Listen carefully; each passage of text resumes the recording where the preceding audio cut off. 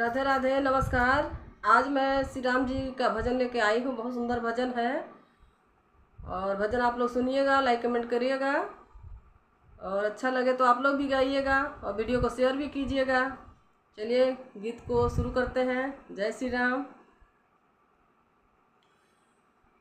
बनवा से आई है दोनों ललनवा हो, हे रामा सेवरी भवनवा।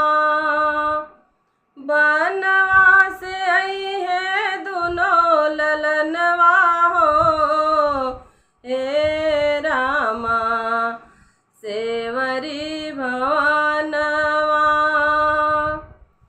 लंबी लंबी के सिया सेवरी डगर बहारेली। लंबी लंबी के सिया सेवरी डगर बहारेली। एही रही आई है दोनों ललनवा हो, हे रामा सेवरी भवनवा। एही रही आई है दोनों ललनवा हो, हे रामा सेवरी भवनवा।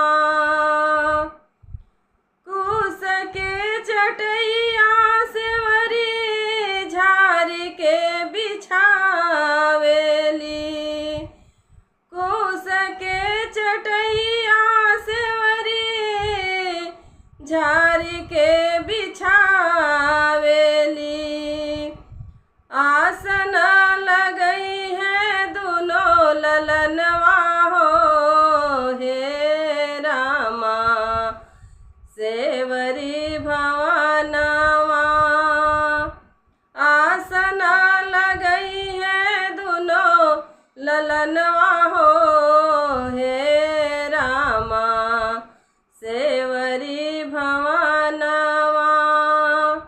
बनवा से आई है दोनों ललनवा हो, हे रामा सेवरी भवनवा। मीठ मीठ बेर सेवरी जंगल से ले आवेली।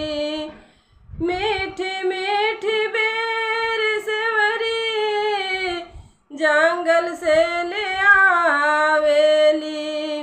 भोगवा लगई है दोनों ललनवा हो, हे रामा सेवरी भवनवा।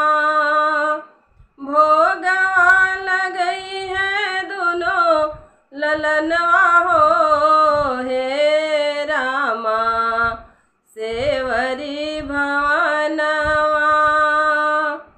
एही रही आई है दोनों ललनवा हो, हे रामा सेवरी भवनवा। एही रही आई है दोनों ललनवा हो, हे